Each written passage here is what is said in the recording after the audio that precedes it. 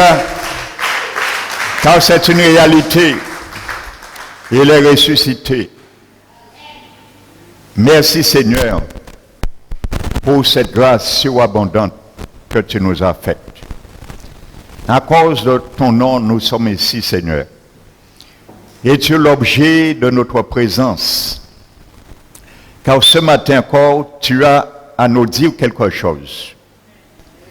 Et tu l'as dit, Seigneur, tu ne nous as pas appelés pour le jugement dernier, mais pour l'acquisition de notre salut. C'est pour cela, ce matin, tu veux nous parler, nous rafraîchir, Seigneur, la mémoire encore. À travers, Seigneur, ces paroles qui sont des avertissements tranchants pour tes enfants. Que ce matin, Seigneur, que je dispose, Seigneur, sous ta grâce, et que ton Esprit Saint puisse vraiment, Seigneur, m'aider à porter, Seigneur, ton langage, pour que nos cœurs, Seigneur, puissent recevoir encore comme un terrain favorable. Pour que ta parole encore, Seigneur, puisse continuer à germer, à croître, et ne point retourner à toi sans son effet, Seigneur, sans exécuter ta volonté et accomplir ton dessein. Car chaque parole, Seigneur, a un dessein à accomplir dans nos vies. Alors pour cela, que nous soyons un terrain propice, Seigneur. Je te bénis, Seigneur, que je sois ce matin le laboureur que tu as utilisé pour semer cette semence. Je sois un gant et que ton esprit soit la main, afin, Seigneur, de me conduire comme il le désire. Je m'abandonne entre ses mains et je te donne gloire, Seigneur Jésus. Que ton onction tombe sur moi et me dirige, Seigneur. Que ton onction, Seigneur, envahisse ce lieu et tombe, Seigneur, sur chaque cœur, sur chaque pensée, afin que nous puissions, Seigneur, comprendre le message de ta parole. Car toi, Seigneur, tu sais déchirer le voile de l'incompréhension. Qu'il soit fait ainsi ce matin parmi nous, par la main de ton Esprit Saint au milieu de nous. Je prends autorité ce matin dans ce lieu de chasser tout esprit impur qui voudrait s'opposer à ta parole et à ce culte ce matin dans ce lieu. Je les chasse au nom puissant de Jésus-Christ. Merci Seigneur. Nous t'élevons, nous te magnifions et que ton nom soit glorifié, exalté, Père, au nom de Jésus-Christ.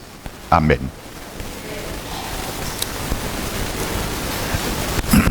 Asseyez-vous, frères et sœurs. Donc je vous bénis, chacun de nous. Amen. Donc soyez bienvenus dans la maison de l'Éternel. Amen. Nous allons ouvrir la parole de Dieu dans le livre de Philippiens, le chapitre 2.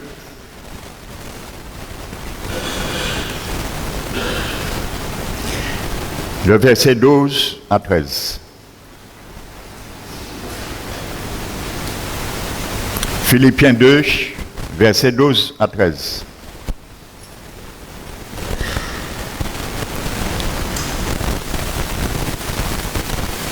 Il est dit, ainsi bien-aimés, mes bien-aimés, quand vous avez toujours obéi,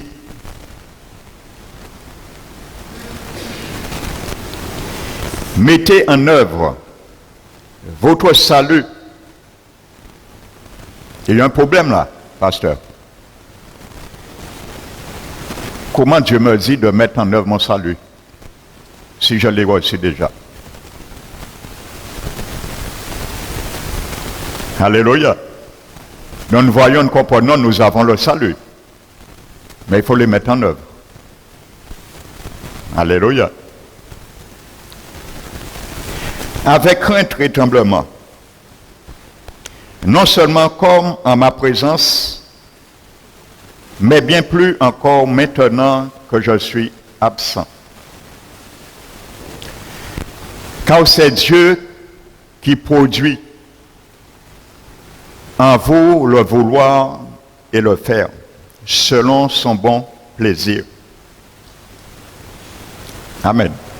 Donc je n'ai rien à faire. J'ai eu mon salut et Dieu fait le reste. Amen. Car c'est Dieu qui produit en vous le vouloir et le faire selon son bon plaisir. Malheureusement, ce n'est pas ce que de la Bible dit. Amen.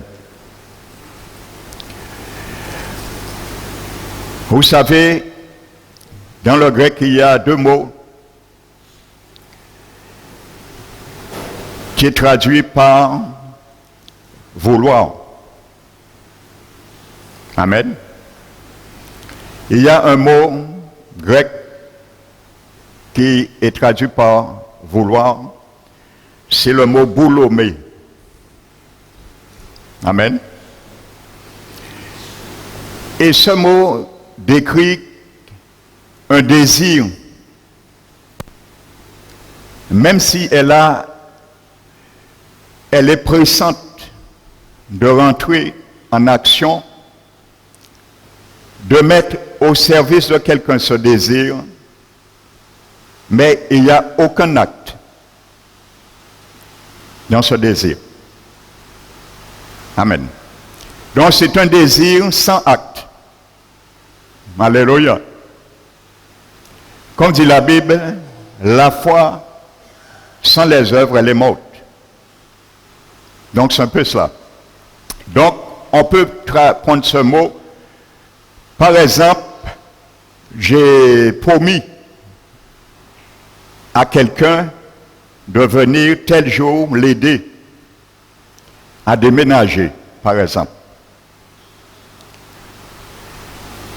Et le jour venu, on m'attend et je ne suis pas là. J'avais ce désir, mais elle ne s'est pas manifestée en acte. Donc c'est ce mot boulomé que le grec emploie. Alléluia. Et combien parmi nous avons pris des bonnes résolutions. Nous prenons de bonnes résolutions parfois.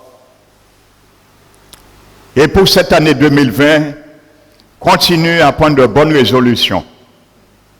Mais pas avec le mot grec boulomé, mais avec un autre mot grec, je reviens tout à l'heure dessus, et qui a été employé dans ce contexte.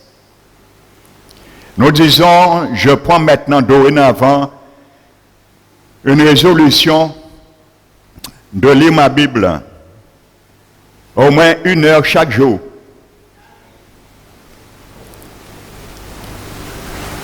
Le premier jour, le deuxième jour, nous rentrons dans ce désir. Le troisième jour, nous abandonnons. C'est un désir qui était louable, mais qui ne s'est pas accompli en acte. Combien parmi nous avons pris une résolution de venir au culte, quoi qu'il arrive, quoi qu'il se passe, sinon, si je suis malade ou je travaille. Amen. Là, nous comprenons, le Seigneur comprend. Et malheureusement, un dimanche, nous entendons qu'il y a un match de football. Et malheureusement, ce désir ne s'accomplit pas en acte. Parce que nous faisons passer le match avant la présence de Dieu. Sans compter, j'espère que ce n'est pas le cas ici. Combien d'enfants de Seigneur, le dimanche, ils restent devant des feuilletons et ils oublient carrément le culte. Alléluia. Il y en a beaucoup dans l'église du Seigneur des derniers temps. Amen. Mais il y a un autre mot grec Ce mot grec, quand il est employé pour le mot vouloir, c'est un mot qui traduit l'action, pas en parole, il traduit l'action. Alléluia. C'est un mot qui ne trompe pas notre cœur. Nos paroles peuvent tromper nos cœurs, mais ça veut dire en acte. Alléluia. Quoi qu'il arrive, quoi qu'il se passe, nous devons accomplir ce désir que nous avons décidé. Et c'est ce mot qui est traduit dans ce passage, dans le grec. C'est le mot télos. Amen. Un désir en action. Pas en parole, mais en action. Alléluia.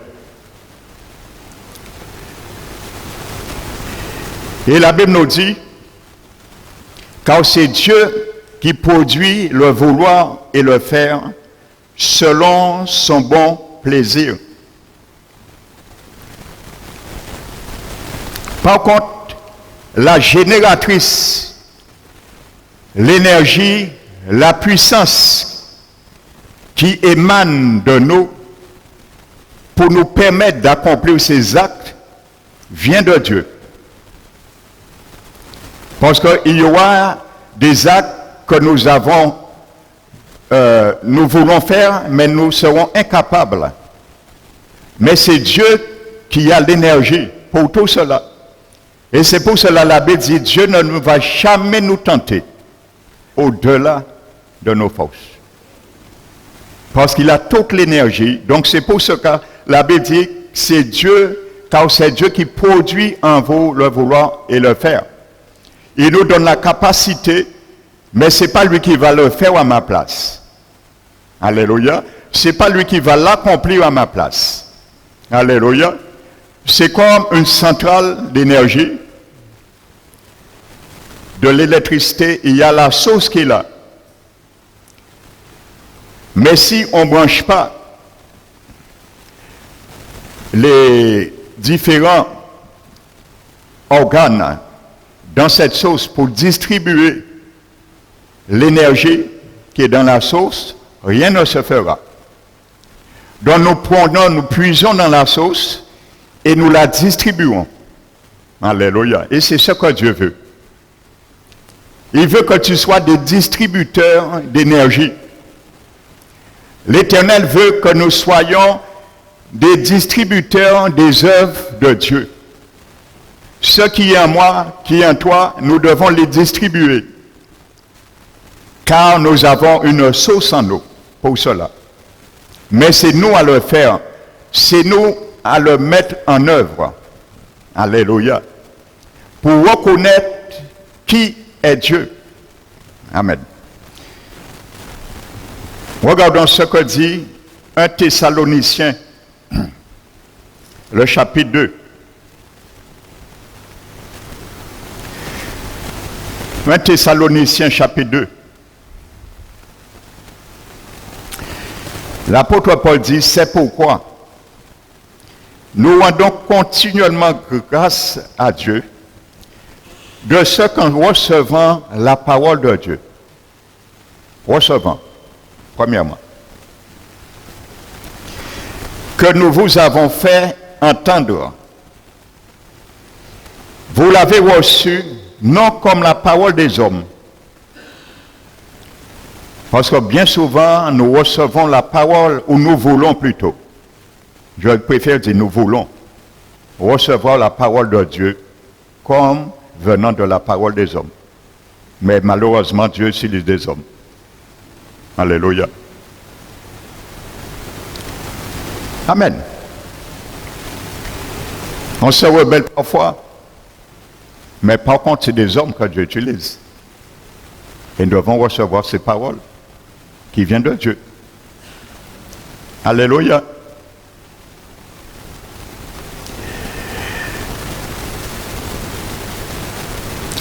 Mais ainsi qu'elle est véritablement comme la parole de Dieu qui agit en vous qui croyez. Voyez? Ce verset complète ce que nous venons de lire dans Philippiens 2, 12, 13. Il peut être le corollaire de ce verset. La parole de Dieu qui agit en vous qui croyez. Parce qu'il y a de l'énergie dans la parole de Dieu. Et le mot grec qui est traduit par agir, c'est énergéo. Ça veut dire une puissance, une énergie agissante. Alléluia. Donc vous voyez, c'est Dieu qui a cette énergie. Mais si nous n'acceptons pas la parole, l'énergie n'a aucune force. Le moteur est calé. Il faut une révision. Amen. Énergéo. Alléluia. Comme la parole de Dieu qui agit en vous qui croyez. Alléluia. Donc, voyez, frères et sœurs,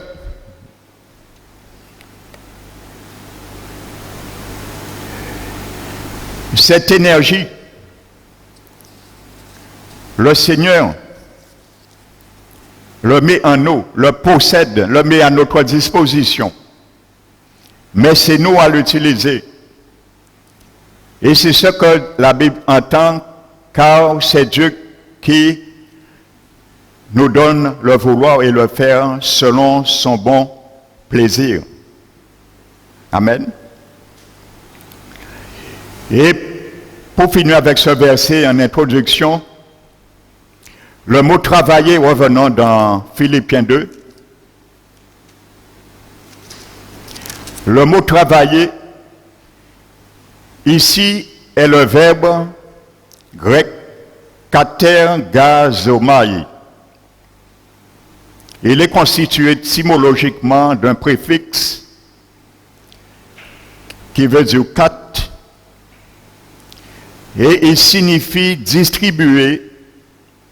Amen. Voici ce que tu fais. Quand la Bible te demande de travailler à ton salut, premièrement, tu dois être prêt, prompt à distribuer. Amen. Kata, distribuer. Et deuxième mot de ce verbe, engazomai, est une forme de mot qui est traduit par énergie.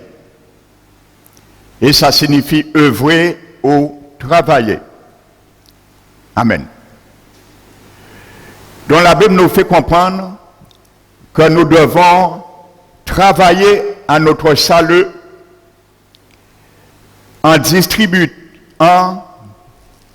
soyons des distributeurs d'énergie, des distributeurs des œuvres de l'Éternel. Alléluia.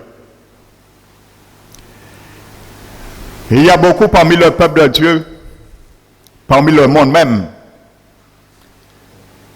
au lieu d'être des distributeurs de grâce de Dieu, ils viennent, et bien souvent, que ce soit dans des églises, des conférences, ils viennent pour se servir de Dieu. Et non Dieu se sert d'eux après. Donc ils viennent avec des jetons. Ils viennent avec des jetons qu'on met dans des distributeurs.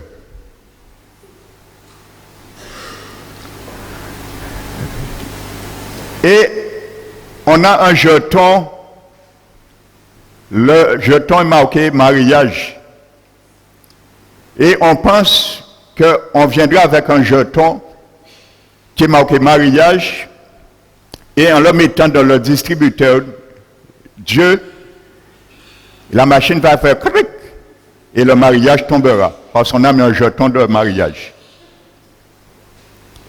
Et il y a certains qui viennent avec un jeton de finance. Je veux être riche, Seigneur.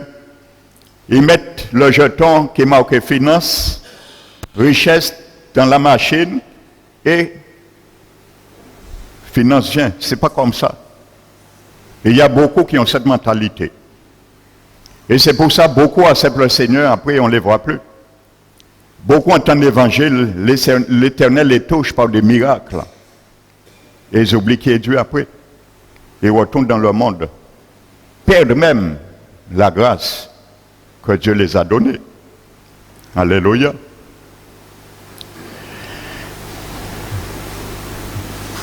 Nous allons ouvrir la parole de Dieu.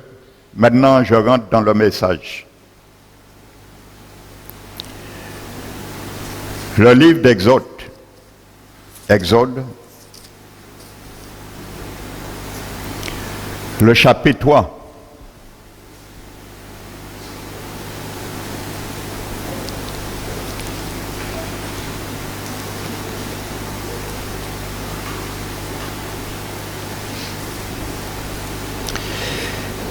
Et nous allons prendre à partir du verset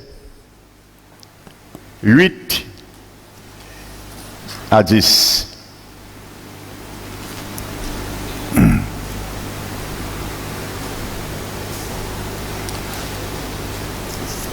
Donc le Seigneur qui parle à Moïse.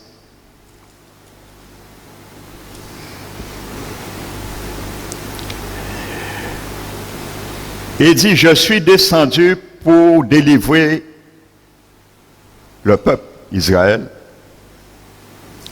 de la main des Égyptiens. Vous savez, en Égypte, c'est l'oppression. En Égypte, c'est l'esclavage. En Égypte, c'est la perte de toute notre liberté de faire, d'agir, de nous épanouir. Amen. Ça, c'est l'Égypte. Et il y a beaucoup parmi le monde, même parmi le peuple de Dieu, d'une certaine degré, nous nous trouvons aussi, malgré étant nés de nouveau dans cette position bien souvent. Je reviendrai tout à l'heure. Et il dit, j'ai entendu les cris que lui font pousser les oppresseurs. Et vous savez, dans nos situations qui nous oppriment, nous oppressent, le Seigneur écoute. Et lorsque le Seigneur veut nous retirer, nous oublions que nous avons crié. Nous oublions comment il nous a retirés. Et bien souvent, nous voulons retourner. Amen. Il dit, car je connais ces douleurs, je suis descendu pour le délivrer de la main des Égyptiens et pour le faire monter de ce pays dans un bon et vaste pays, dans un pays où coule le lait et le miel, dans les lieux qu'habitent les Cananéens, les Étiens, les Amoréens, les Phérésiens, les Éviens et les Jébusiens. Amen.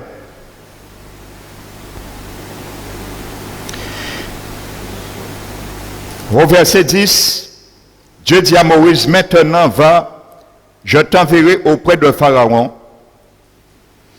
et tu feras sortir d'Égypte mon peuple, les enfants d'Israël. Amen.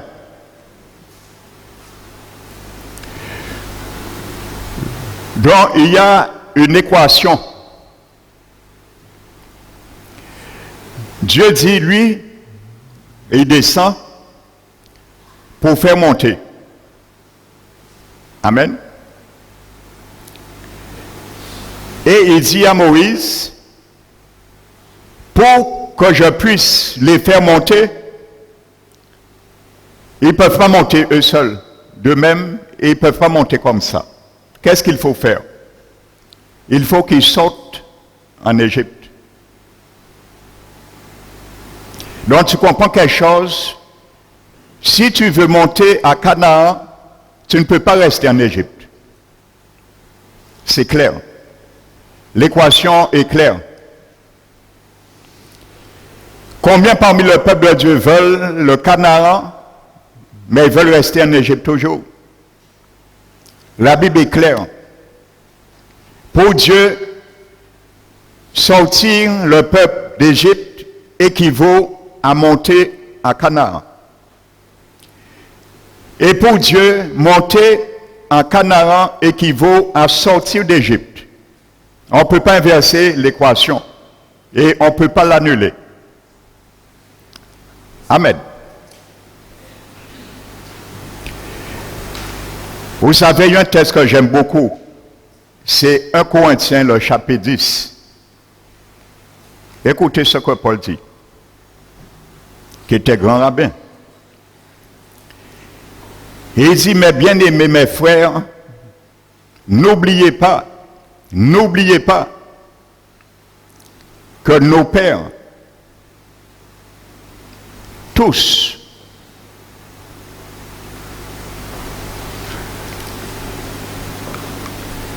ont été sous la nuée, parce qu'ils les conduisaient, une image du Saint-Esprit.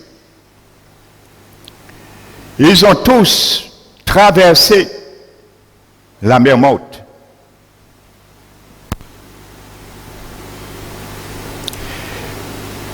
Ils ont tous été baptisés en Moïse à travers la nuée et à travers la mer. Nous pouvons considérer ça comme le baptême d'eau et le baptême dans le Saint-Esprit. Amen, c'est un autre sujet. Il a dit, ils ont tous mangé le même breuvage spirituel. Tous dans l'église, nous mangeons la même nourriture. Et pourtant, beaucoup, trop tard, s'affaiblissent, tombent et meurent spirituellement pendant leur pèlerinage terrestre. Tous la même nourriture. Alléluia. Et pourtant, il y a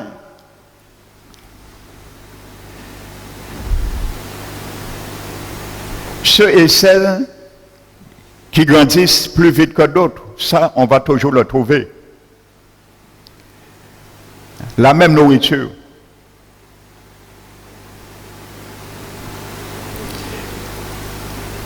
Quand quelqu'un vient te dire,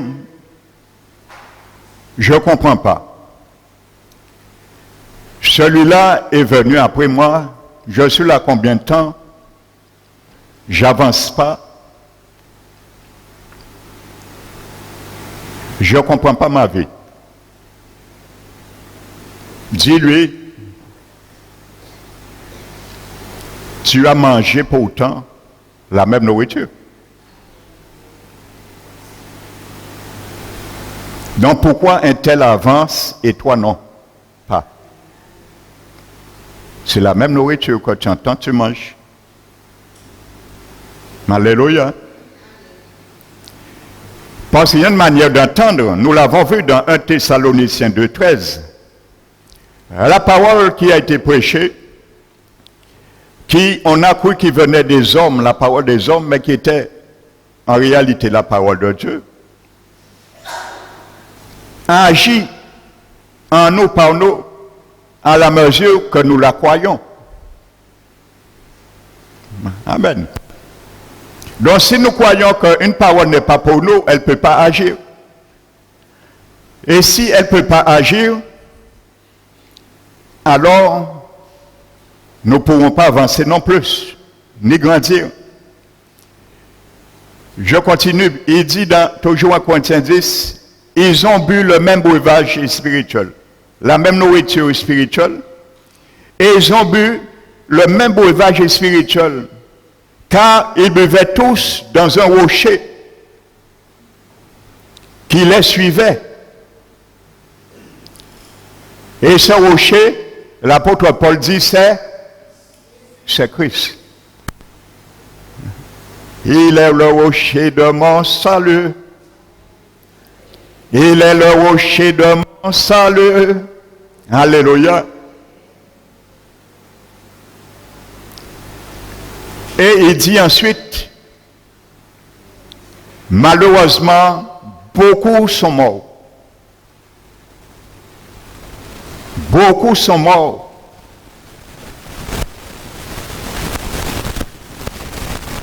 À cause de leur rébellion. Et toutes ces choses ont été écrites pour nous qui croyons dans les derniers temps, que nous n'ayons pas de mauvais désirs. Ça veut dire que nous risquons de mourir aussi, frères et sœurs.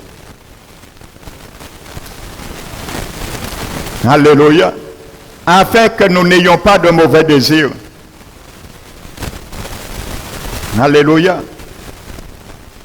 Paul a été inspiré par le Seigneur pour écrire ça. Si nous l'avons codifié, c'est pour que nous prenions égard à ce qui est écrit. Amen.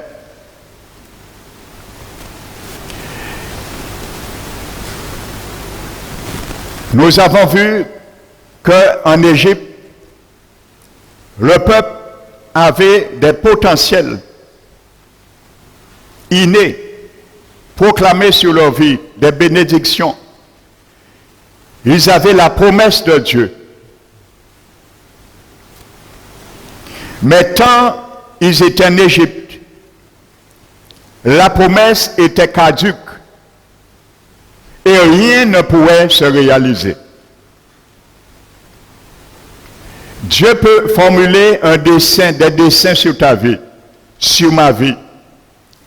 Il y a des positions dans notre vie, même si nous ne pourrons pas l'appeler Égypte, mais c'est un Égypte en quelque part. Parce que ce mauvais caractère, par exemple, nous voulons rester là. Et Dieu attend à développer, à nous faire goûter une bénédiction. Lorsque nous sortirons à cause de ce mauvais caractère, nous ne rentrons pas dans la promesse. Or, la promesse est déjà là. Donc, c'est en Égypte, comme je le disais tout à l'heure, en préambule. Même les enfants du Seigneur, parfois, ils décident de rester et de perdre leurs promesses que Dieu a formulées dans leur vie. Tant qu'ils restent dans une situation, un lieu, un comportement, la bénédiction restera caduque. Il était clair, il faut que le peuple sorte en Égypte pour monter à Canaan. Amen. Donc beaucoup veulent monter, mais on ne veut pas sortir. On veut monter, mais on ne veut pas sortir dans la vallée. Alléluia.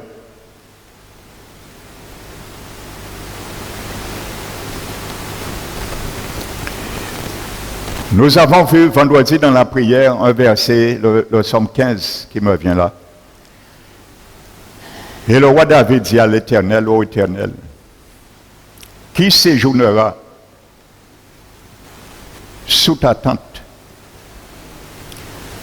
Qui demeurera, littéralement montera, sur ta montagne sainte? Nous voulons monter. Et c'est ce que Dieu veut. Il veut nous faire monter. Mais il dit, celui qui marche dans l'intégrité.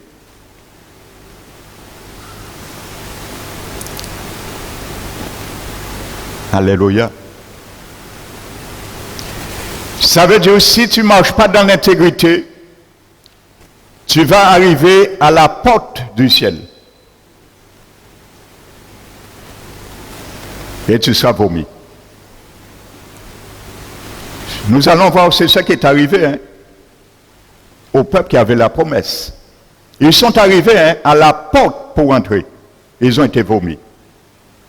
Ils avaient la promesse. Amen. Et il dit, celui qui marche dans l'intégrité, qui pratique la justice. Si nous pratiquons l'injustice, tu connais déjà ta situation.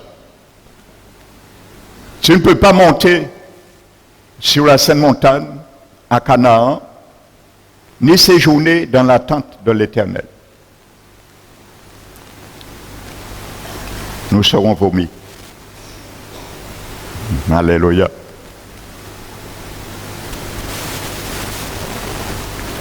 Celui qui marche dans l'intégrité, qui pratique la justice. Celui qui ne calomnie pas avec la langue. Si 2020 tu es encore dans cela, change de langue. Pour changer de langage. Parce que le Somme 15 leur dit, ce n'est pas le pasteur Emmanuel. Tu ne monteras pas. Alléluia.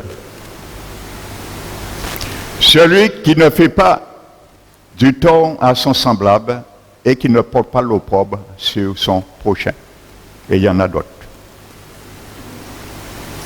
Et il dit en conclusion sur Psaume 15, celui qui pratique ces choses, qui est conduit par ces choses, ne chancellera jamais. Alléluia. Donc revenons à Exode, frères et sœurs.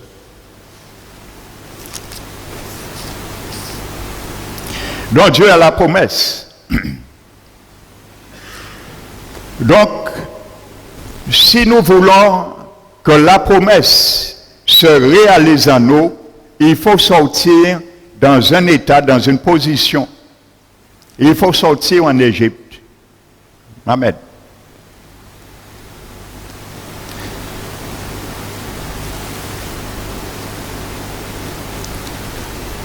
Avant de continuer, de tourner Exode, regardez ce que Dieu a dit. Alléluia. Et vous allez voir, bien souvent, nous interprétons ce que Dieu n'a pas dit.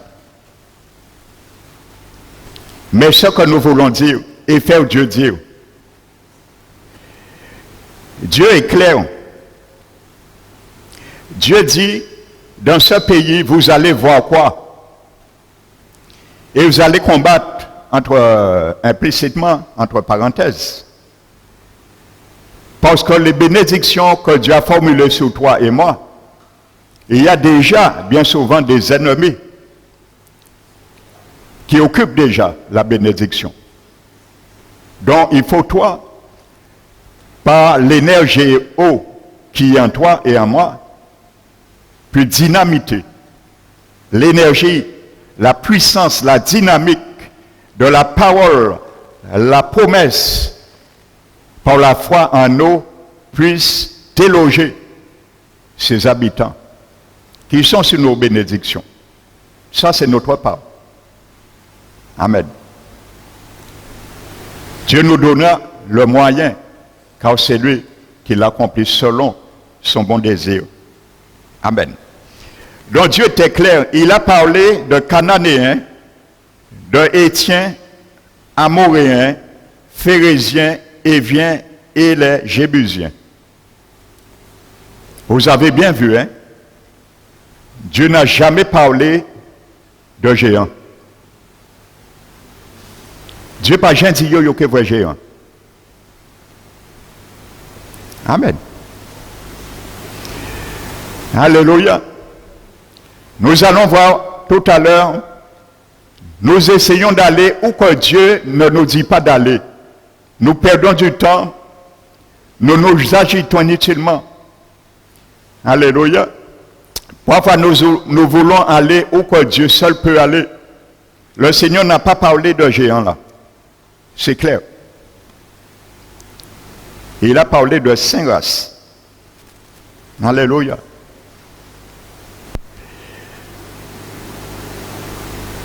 Regardons Genèse 49.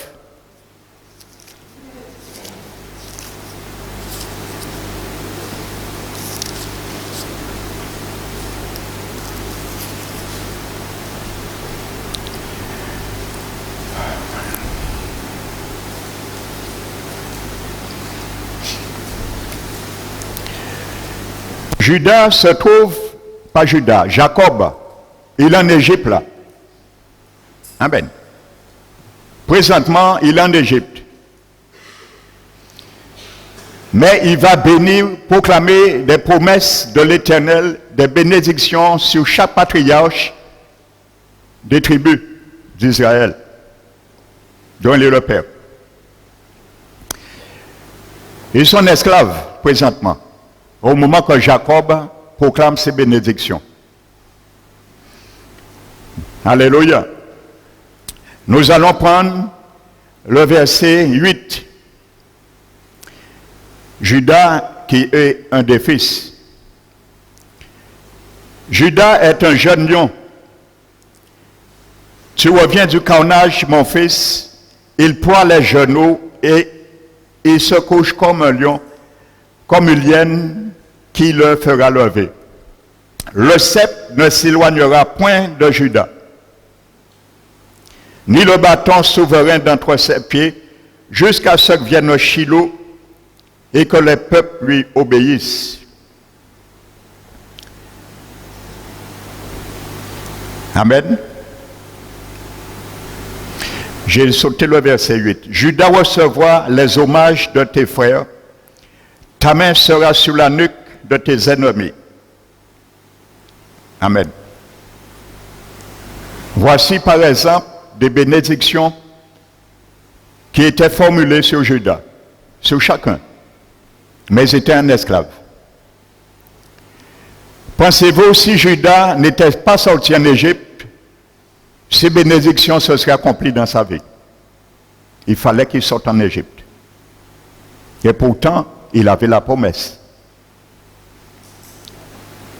Vous savez, l'humanité est porteur de la promesse de la vie éternelle en eux.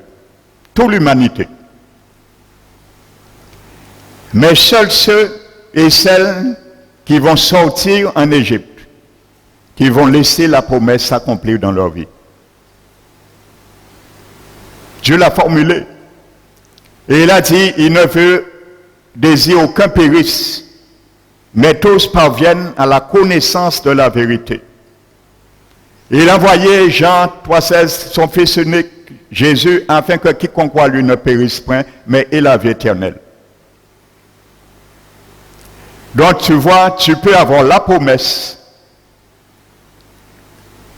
et toute ta vie peut rester à l'état de porteuse d'une promesse, d'une semence, sans que cette semence puisse sortir un jour. Donc dans la vie, il y a ceux qui sont porteuses d'une semence, d'une promesse, et ça s'arrête là. Ils meurent en portant une promesse, et ils meurent comme ça. Ce sont ceux et celles qui restent et qui décident de rester en Égypte.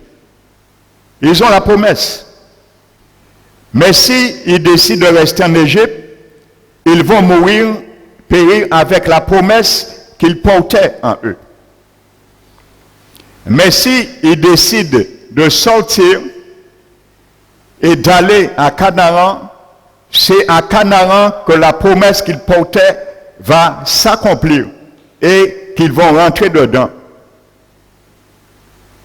Amen. Donc à aucun moment Judas a été roi en Égypte. Et pourtant, il était un roi. Parce qu'on l'a formulé. Donc Judas est un roi. Le sceptre ne s'éloigna point de lui jusqu'à ce que vienne le Shiloh, Jésus-Christ.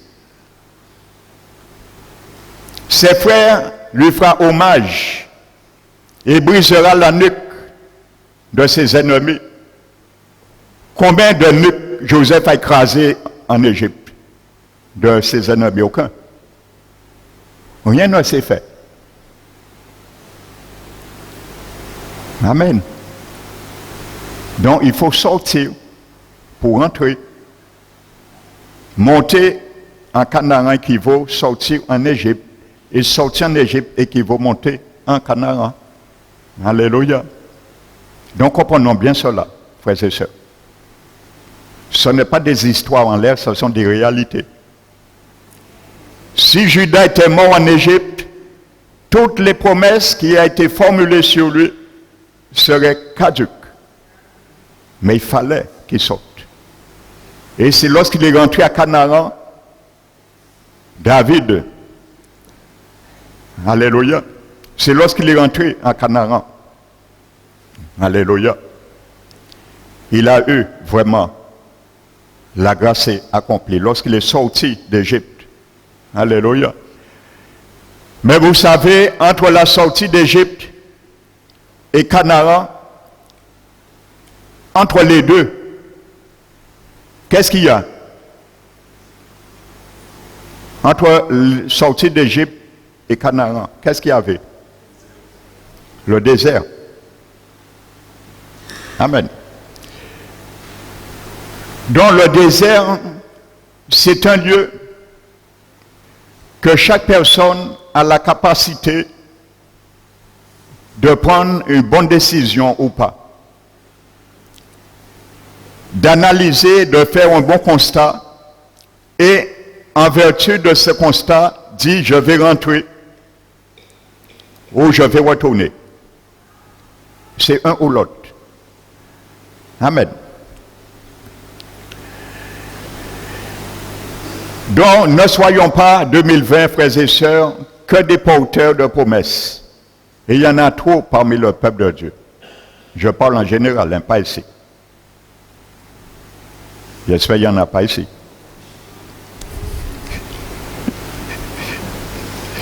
Dis à ton voisin, j'espère que tu n'es pas un porteur de promesses seulement.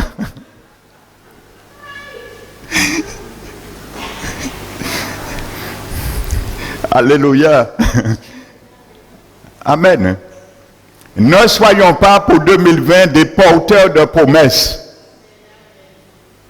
Mais celui qui rentre dans la promesse. Porter la promesse ne signifie rien, absolument rien, frères et sœurs. Parce que tu es amené, je suis amené à distribuer de l'énergie, à distribuer des œuvres de l'Éternel. Afin de manifester ce que je suis vraiment. Intérieurement, alléluia, nous avons l'ADN, nous sommes un petit Christ. Mais si nous ne sommes pas des distributeurs, pas de billets, hein, pas de jetons, mais si nous ne sommes pas des distributeurs des œuvres de Jésus, on ne saura pas qu'est-ce qui est en nous. Et c'est ainsi nous allons reconnaître qui sommes-nous en Christ.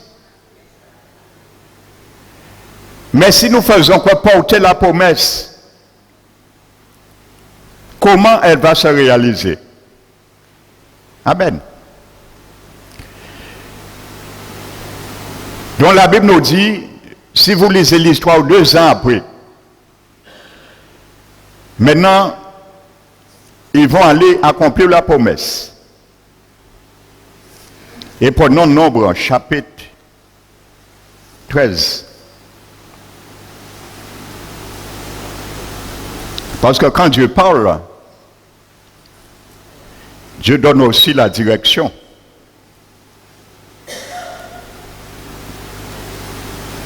Donc il parle à Moïse, au verset 1, et il dit, envoie des hommes pour explorer le pays de Canaan. Parce que il y a des Judas, il faut qu'ils rentrent dans leurs promesses. Il y a des Lévis, il faut qu'ils rentrent dans leurs promesses. Alléluia. Et ainsi de suite. Et il y a des Ruben, il faut qu'ils rentrent dans leur promesse, les fils d'Israël, Jacob. Donc le moment est venu. Et la Bible nous dit, ils envoient explorer, tirer une stratégie maintenant.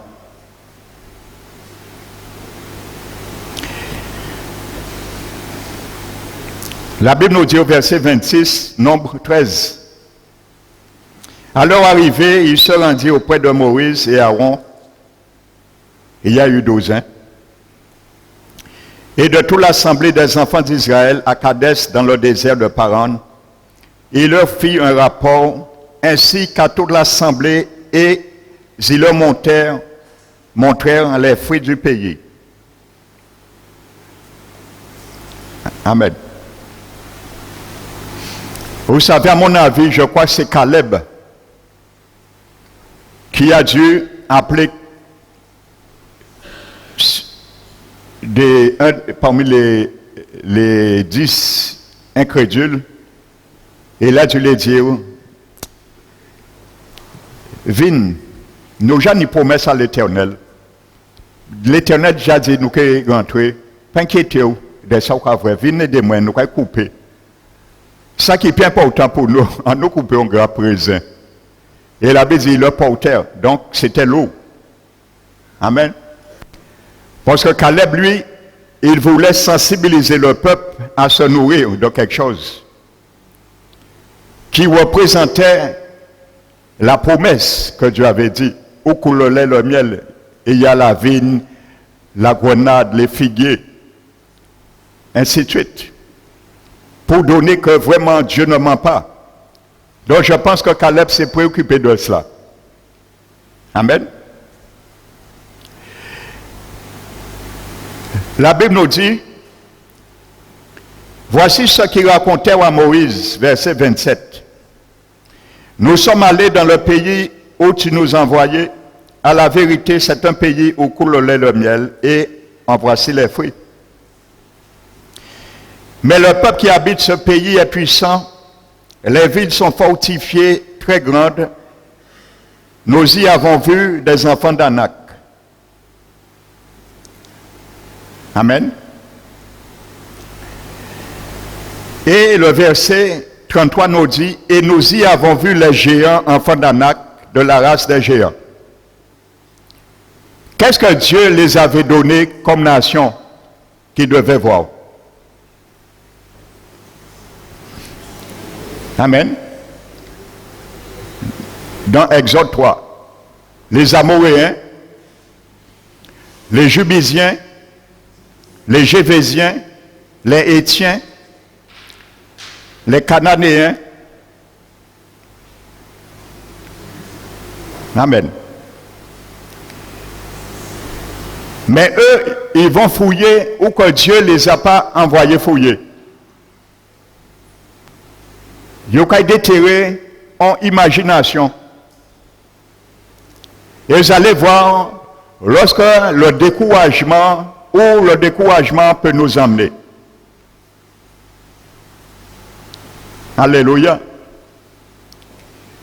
Le découragement est une maladie qui peut affecter beaucoup. Alléluia. Donc la Bible nous dit, verset 29. Les Amalécites habitent la contrée du Midi. Les Hétiens, les Jubisiens et les Amoréens habitent la montagne. Et les Cananéens habitent près de la mer et le long du Jourdain. Tu sais, dans chaque département de nos promesses, si ta promesse, c'est une contrée du Midi, tu vas défendre et à combattre un Amoréen. Si ta promesse s'appelle montagne, Tu vas combattre les Éviens et les Jébusiens. Alléluia. Si ta promesse, c'est près de la mer, au bord du Jourdain, tu vas combattre les Cananéens. Dans chaque département de nos vies, nous avons quelque chose à combattre, à déloger pour entrer dans la bénédiction. Amen. Mais ne te préoccupe pas des géants. Ça, c'est l'affaire de Dieu. Et il y a des situations qui appartiennent au Saint-Esprit de Dieu. Ne nous préoccupons pas de cela. Alléluia. Amen. Le Seigneur, le Saint-Esprit s'en occupe. Amen. Nos voyés ont bien décelé. Donc ils ont vu bien chaque département où étaient les ennemis. Ils ont vu des géants et ils ont dit que les géants les voyaient comme des sauterelles. Oh, c'est pas vrai. Ils ont menti. Nous allons le voir et le comprendre. C'était pour influencer le peuple parce qu'ils ont peur. Ils ont peur attaquer. Amen. Ils ont avorté la promesse qui était formulée sur leur vie. Amen.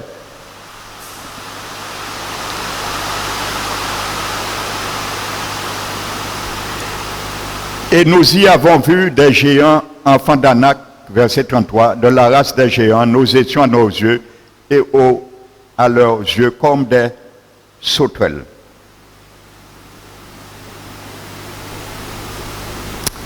Amen.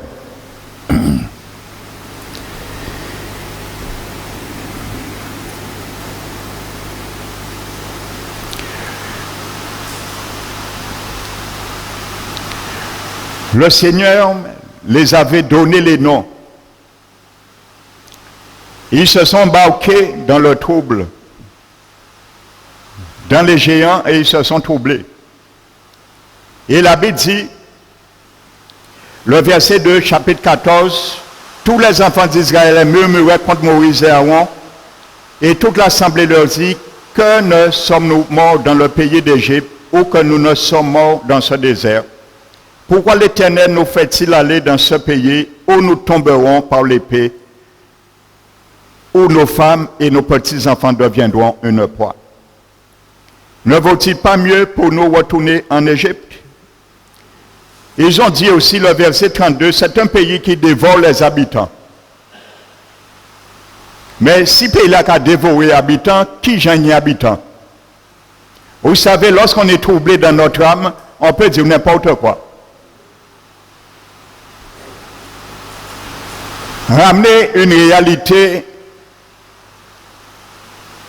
comme une irréalité et inverser les choses. Amen. Mais regardons ce que la Bible nous dit dans le livre de Josué.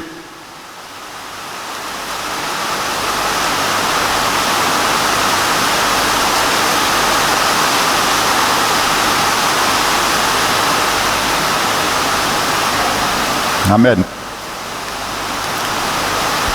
Prenons le livre de Josué.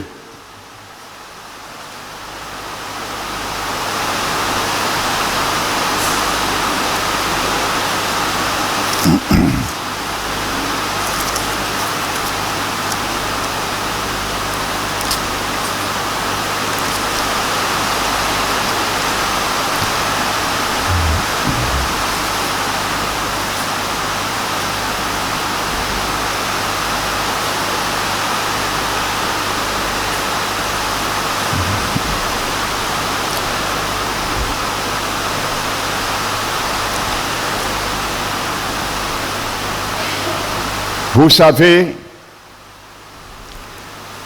l'apôtre Paul nous dit dans Romains 5, verset 3, Paul dit qu'il se glorifie même dans les afflictions. Amen. Car il dit, l'affliction produit la persévérance. Amen. Et la persévérance produit la victoire dans l'épreuve. Tu veux avoir la victoire dans l'épreuve, il faut persévérer. Pour persévérer, il faut que l'affliction te booste, me booste pour persévérer. Et dans la persévérance des épreuves que nous contribuent les afflictions, nous aurons l'espérance. Amen. Mais pour arriver à notre espérance, il faut persévérer dans la victoire. Amen. Et Paul dit que cette espérance, nous l'avons. Amen. En Dieu, parce qu'il a répandu son amour dans nos cœurs par le Seigneur Jésus.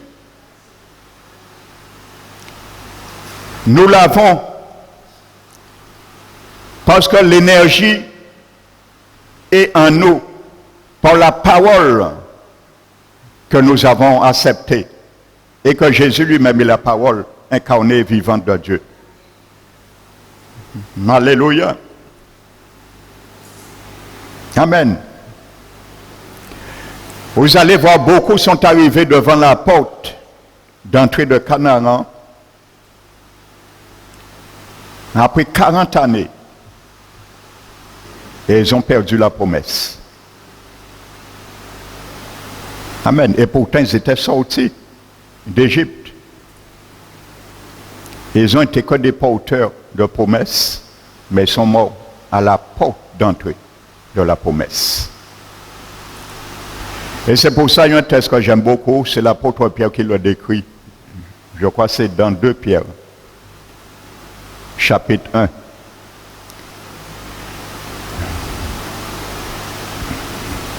Il dit, sa divine puissance nous a donné tout ce qui contribue à la vie et à la piété, au moyen de la connaissance qui est en Jésus-Christ. Celle-ci nous enseigne de sa part les plus grandes et précieuses promesses. Promesses, ça peut être que à l'état porteuse. Mais regardez ce que Pierre nous dit pour y rentrer. Pas la porter seulement. Amen. Il dit, afin que vous deveniez participants à sa nature divine, en fuyant la corruption qui est dans le monde par la convoitise. Il dit, ayant ces promesses, efforcez-vous. Amen. Nous portons la promesse. Les plus grandes et précieuses promesses de la part de notre Seigneur. Nous l'avons, nous la portons. La vie éternelle, le salut, nous l'avons, nous le portons. Mais il dit quand même, faites tous vos efforts pour joindre à votre foi la vertu, à la vertu, la patience, à la patience, la connaissance, à la connaissance, la maîtrise de soi, à la maîtrise de soi, la piété, à la piété, l'amitié fraternelle, et à l'amitié fraternelle, l'amour. Et il a dit, afin que vous ne bronchiez point. Et il a dit, ceux en qui ces choses sont et demeurent abondamment, il a dit, ne broncheront jamais. Mais il a dit, pour ceux et celles que ces choses ne sont point, ils sont aveugles et ne voient pas au loin. Et ils ont mis en oubli la purification de l'ancien péché. Mais Pierre, regardez bien l'avertissement qu'il dit. Il dit, ayant donc ces promesses, Amen. C'est une promesse que nous portons, nous chérissons. Ayant donc ces promesses, maintenant, efforçons-nous, appliquons-nous à affermir. Applique-toi, je m'applique à affermir notre vocation et notre élection. Alléluia. Tu as la vocation, c'est la promesse. Tout le monde a une vocation, c'est la promesse de Dieu formulée pour eux. Les enfants du Seigneur, lorsqu'ils acceptent Jésus de sortir en Égypte, cette vocation demeure. Alléluia. Mais c'est à l'état encore porteuse.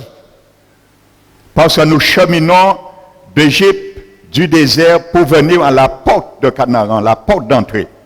La porte du ciel, en réalité, en finalité. Et Pierre dit, efforcez-vous, appliquez-vous plutôt à affermir votre vocation et votre élection. Donc, ce n'est pas Dieu qui est élu quiconque. Il nous a prédestinés d'être élus. Mais il ne va pas élu quiconque par force. Amen. Et à votre élection. Et c'est ainsi, seul, que l'entrée du royaume éternel de notre Seigneur Jésus et Sauveur vous sera largement ouverte. Qu'à ce moment, tout ton pèlerinage terrestre, tu es porteur, je suis porteur de cette promesse. Mais si tu ne veux pas sortir, bien souvent dans des situations, dans des contraintes, je risque de ne pas rentrer dans la porte pour avoir vraiment la promesse que je porte déjà, que tu portes déjà. L'apôtre Pierre est clair dessus. Il ne parlait pas aux païens, il parlait aux chrétiens nés de nouveau. Amen. Alléluia. Donc nous devons nous efforcer, nous appliquer à affermir notre vocation et notre élection. La promesse, c'est ta vocation que tu portes. C'est ma vocation que je porte. Mais ce n'est pas mon élection. Je peux perdre l'élection. Je peux m'inscrire en tant que candidat dans une élection. Mais le jour venu, je peux ne pas venir et me disqualifier. J'avais la vocation d'être président, mais je me suis disqualifié parce que je ne suis pas venu me présenter. Je n'ai pas été élu. J'avais la vocation, j'avais les moyens, j'avais la capacité, tout qu'on peut dire, pour être président. Cette vocation, je l'avais, mais j'ai échoué à l'élection. Donc c'est la même réalité. Tout enfant de Seigneur a la vocation, le moyen, parce que nous l'avons vu, mettez en œuvre, Philippiens 2, 12, 13, en œuvre votre salut. Trop d'enfants de Seigneur, on ne les a pas expliqué cela. Ça, c'est l'évangile du Christ. On embrasse un autre évangile des derniers temps. Ça, c'est l'évangile du Christ. Amen. Un évangile qui fait souffrir. Un évangile que, comme Paul dit, pour se glorifier quand Jésus permet l'affliction. Parce que dans l'affliction, tu débouches en victoire et tu déloges les Amoréens. Tu déloges les Jébusiens, les Jubisiens, les Amoréens, les Amalécites, les Cananéens. Tu les déloges. Tu as la puissance pour cela. Parce que eux, si tu ne les déloges pas, ils vont prendre tes promesses. Alors il y a un choix. Soit tu te laisses assis sur tes promesses, tu tournes dos, ou soit tu décides d'y rentrer et de les frapper. Et c'est ce qui est le meilleur pour moi et toi. Parce que c'est ce que Dieu veut. Amen. Alléluia.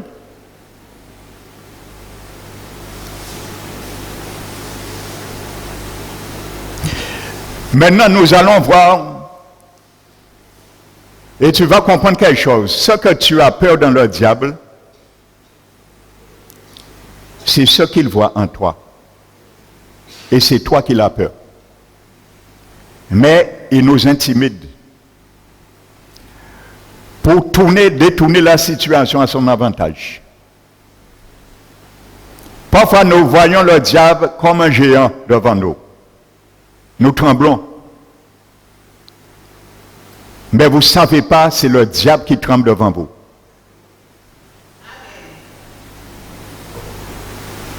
Alléluia. Les deux incrédules, les 10 incrédules, parce qu'il y avait 10 incrédules et 2 crédules. Les 10 incrédules sont morts parce qu'ils l'ont confessé. Et les 2 crédules sont rentrés parce qu'ils l'ont confessé. Amen. Il faut savoir reconnaître la situation quand Dieu a parlé de ne pas regarder la taille des géants, mais regarder la taille de la promesse de Dieu. Caleb a vu la taille, je dis c'est lui qui a dû ramener la grappe de raisin. Lui, il a regardé la taille de la promesse. Il paraît que Caleb et Josué ont parlé de géants. Ils n'ont pas parlé de cela. Et vous allez voir pourquoi. Parce que toute occasion qui présente comme une opposition pour nous doit considérer une opportunité pour nous de victoire. Et ça a été le cas de Caleb. Amen. Regardez ce qu'il est dit 40 ans après. Dieu a démenti ça que les espions disent et qui pas en réalité. Et ils ont dit, à nos yeux, nous les voyons comme des sauterelles et à leurs yeux comme des sauterelles. Ils voient à ces géants-là, mais ils oubliaient voir 11 yeux. Yeux à l'éternel, aux yeux à l'éternel t'ayez. Où est les yeux de l'éternel dans nos situations? Nous voyons, nous disons ce que nous voyons, ce qu'on voit de nous, mais on ne voit pas les yeux de l'éternel. Aux yeux à l'éternel là. Ils doivent voir les yeux à l'éternel. Josué et Caleb ont vu les yeux de l'éternel. Amen.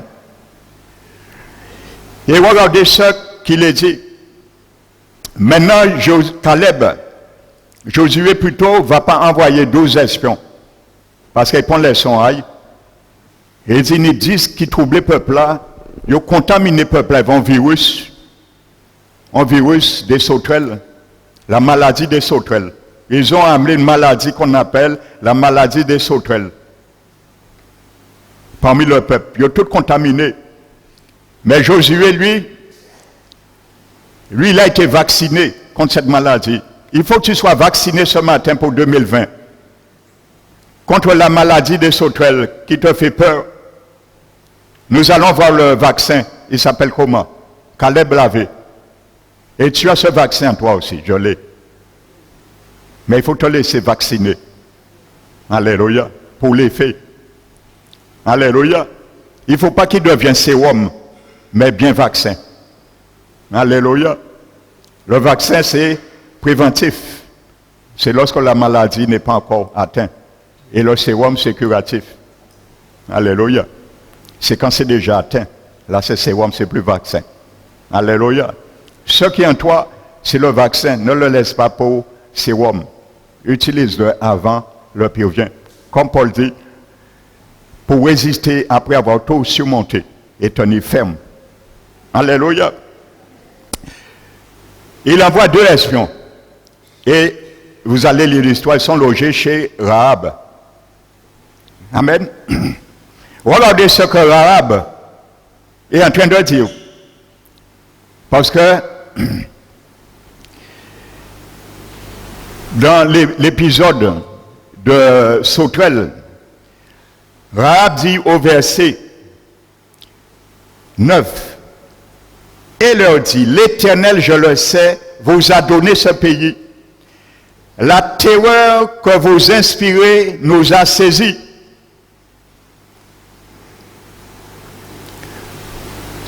les géants, les Amoréens, les Amalécites, les Jubésiens, les Étiens, les Cananéens, lorsqu'ils ont vu Israël,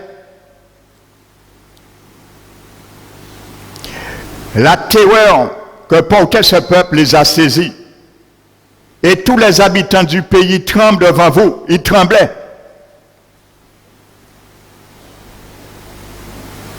Parfois, le diable tremble devant toi, mais il se retient pour que tu ne vois pas qu'il tremble. Mais c'est lui qui tremble. Mais il te fait trembler.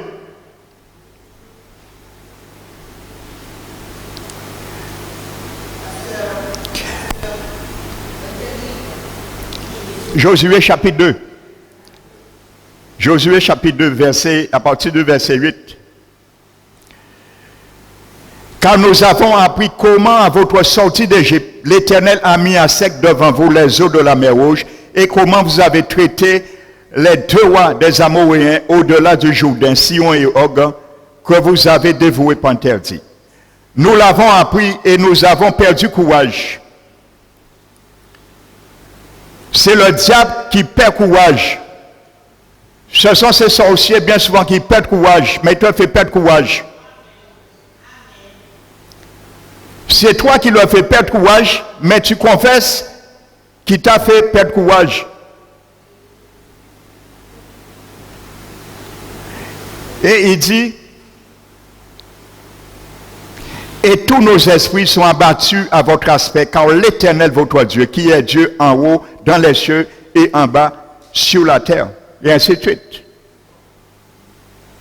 Donc ce sont les géants qui les voyaient, ils se voyaient comme des sauterelles à la vue des Israélites, et pas l'inverse. Alléluia. Donc mon frère, ma soeur, apprends à faire l'adversaire te regarder comme celui qui fait trembler. Qui fait trembler. Amen. Et non comme l'inverse. Alléluia. Je prends un dernier exemple pour conclure.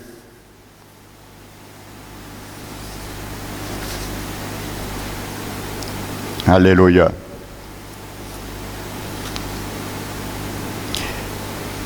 Maintenant, retournons à Nombre.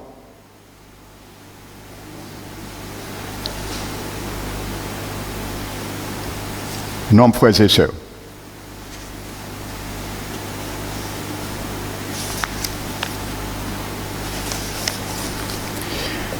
Retournons à Nombre, pour conclure.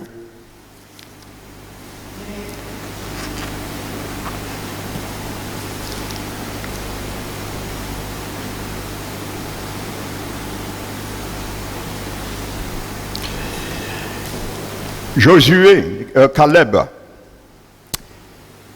pourquoi il n'a pas été contaminé par ce virus? La maladie des sauterelles qui te pêche de voir la réalité, qui t'empêche d'acquérir le combat, qui met la trouille, la fausse sur nous, en pensant que les choses sont plus grandes que l'Éternel, que les montagnes sont plus géantes que l'Éternel. Il nous empêche de voir l'Éternel comme le grand géant. Au verset 9, chapitre 14 de Nombre, Caleb dit seulement: ne soyez point rebelles contre l'Éternel et ne craignez point les gens de ce pays, car ils nous serviront de pâture. Ils n'ont plus d'ombrage pour les couvrir. L'Éternel est avec nous, ne les craignez point. Et Caleb emploie un mot hébraïque qui est fort. Le mot qui est traduit par second pâture. C'est le mot hébreu l'échem. Amen.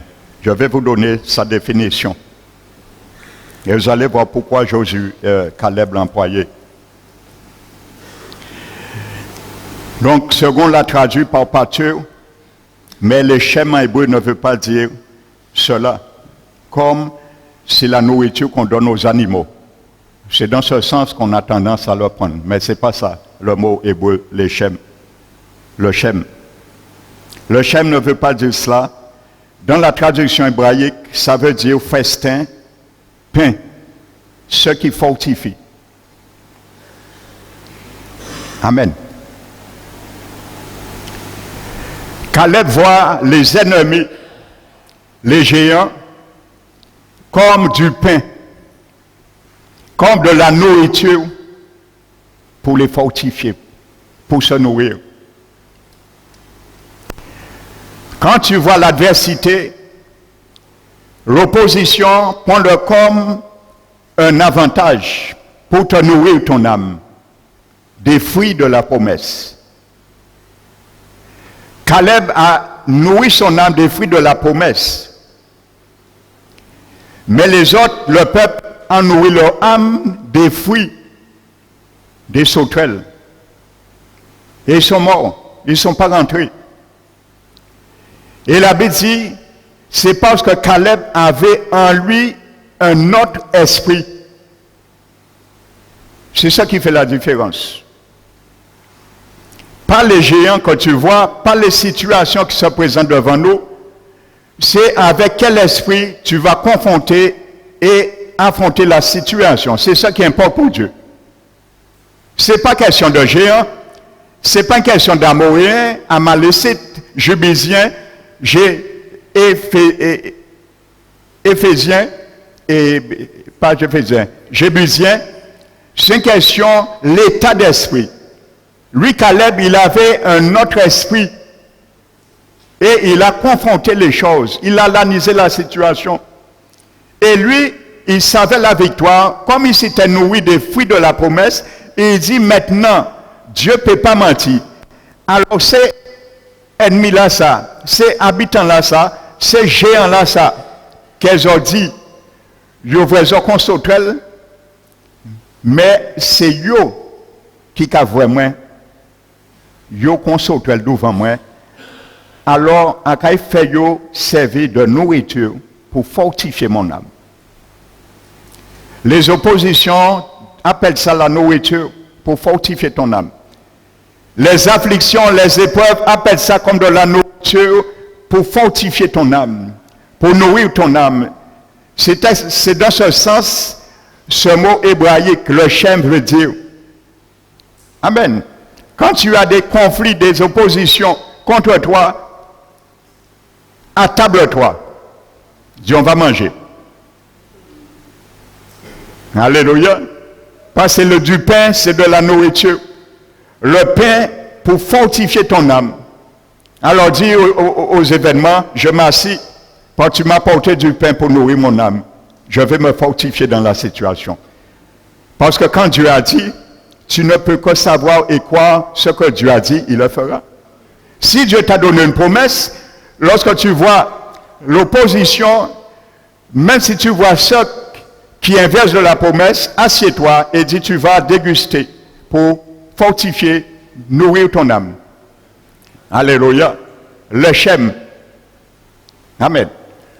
Et en conclusion, la crainte, le doute, l'angoisse, le découragement paralysent le peuple. Et combien de sœurs et frères dans une église paralysent une église bien souvent? Ils communiquent ce virus. Il faut qu'il y ait des Caleb dans les derniers temps. Soit un Caleb pour 2020, pour que personne ne vienne empoisonner ta force que tu as dans ton âme. Et ils ont dit, maintenant, nous allons nous faire un chef. Faites-nous un chef pour retourner en Égypte. Quand l'Égypte, Dieu dit Moïse, ils tentent souffrance à eux. Ils étaient opprimés. Le Seigneur les sort là pour entrer dans la promesse. Ils sont devant la porte de la promesse. Au lieu de rentrer, ils ont dit, nous allons retourner en Égypte. qui veulent retourner en Égypte. Alléluia. Mais ceux qu'ils oublient, ils ne peuvent plus rentrer en Égypte. Quand tu es devant la porte, tu as perdu 40 ans depuis l'Égypte. Parce que l'Égypte, tu ne peux pas retourner. La mer est déjà refermée. Comment tu vas retourner? 40 ans, tu es à la porte de l'entrée, tu vas perdre 40 ans encore à retourner en Égypte. Avec qui tu vas retourner? N'essayez pas quiconque doit vous faire retourner en Égypte quand tu es devant la porte de la promesse. Par bien souvent, celui qui t'a fait sortir l'instrument, il ne sera pas là avec toi. Alléluia. Vous savez, on critique les serviteurs de Dieu. Et Dieu dit de respecter les conducteurs spirituels. Ayez de la déférence pour eux, car c'est eux qui vous conduisent. Obéissez, car c'est eux qui prient et qui se tiennent devant vous pour rendre compte à leur âme. Qui les a fait sortir d'Égypte? Dieu, oui. Mais qui l'a utilisé? Un homme, Moïse. Et comment Moïse a fait le peuple sortir? Il avait un bâton. Alors quand tu dis, refais un chef pour retourner. Chef là, ça, qui monique chef là, et au bâton aille. Puis ouvert de nouveau. Et qui verge qui ouvert. Donc nous allons nous trouver coincés. Et c'est là nous coincés, nous avons dit, ouais, on avait tort. Mais avant d'admettre tu as tort, parce que l'Égypte sera fermée, essaie d'arranger la situation, essaie de combattre, frères et sœurs. Amen, ils se cherchent un chef pour retourner en Égypte. Ils ne voulaient pas confronter la situation. Et ils ont contaminé leur peuple. Alléluia. Dont l'esprit différent, c'est l'esprit de Dieu qui est en toi. Quand tu vas voir les choses autrement, tu seras animé de l'esprit de Dieu. L'esprit de Dieu est l'énergie légère, l'énergie et géo. Nous avons vu. Pour le mot agir, cette énergie, cette puissance en nous va agir et il va faire éclater la porte qui se tient devant nous. Il va nous donner la force, l'audace de gérer la situation et de faire descendre nos ennemis sur nos bénédictions. Parce que si tu es sorti en Égypte, c'est bien pour monter. Dieu avait dit, je descends, je l'ai fait monter. Donc si tu es sorti en Égypte, qu'est-ce qui t'empêche de monter? Ça veut dire, si tu ne montes pas, tu rends Dieu menteur. Tu rends Dieu menteur. Amen. Ils ont déclaré carrément que Dieu était menteur. Et il a dit, non, nous ne pourrons pas monter. Dieu dit, c'est moi qui vous fais monter. Il dit, nous ne pourrons pas monter. Ils ont déclaré carrément Dieu, ils sont menteurs. Que Dieu est menteur.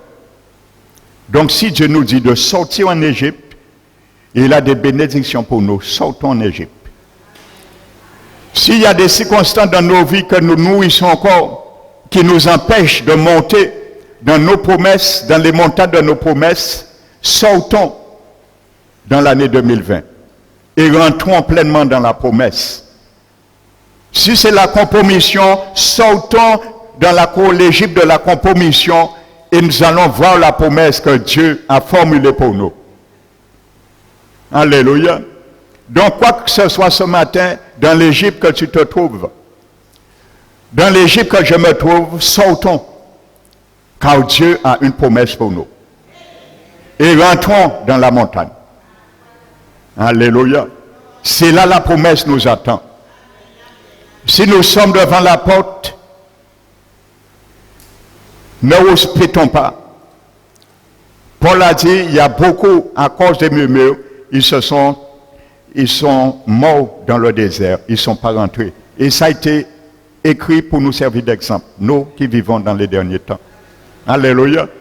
Quand tu rentres dans l'année 2020, ma prière, chacun de nous, nous sortons en Égypte. Nous sortons dans le désert et nous rentrons dans la promesse, la bénédiction de l'Éternel.